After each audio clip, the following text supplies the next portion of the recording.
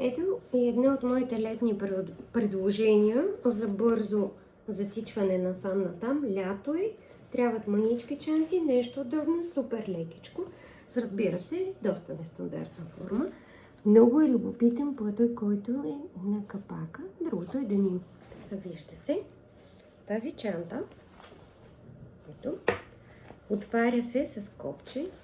Тук има джобче, което е скрито и може да се сложат някои неща, които хем трябва да са под ръка, хем да не се вижда много, защото абсолютно закрива, да не се вижда какво сме сложили там с цел малко по-голяма сигурност.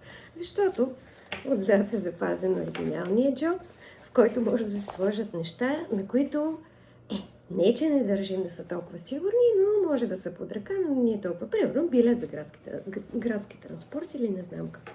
Така, цип, за още по-голяма сигурност. Много интересна подплата. Ето я. Тя блести, но само от светлина, иначе не е нещо блестящо, лъскаво.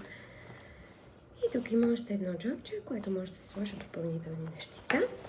Не е толкова малка, има достатъчно вместимост. Ето двете ми ръце са вътре и не се допират почти. Това е закопчаване.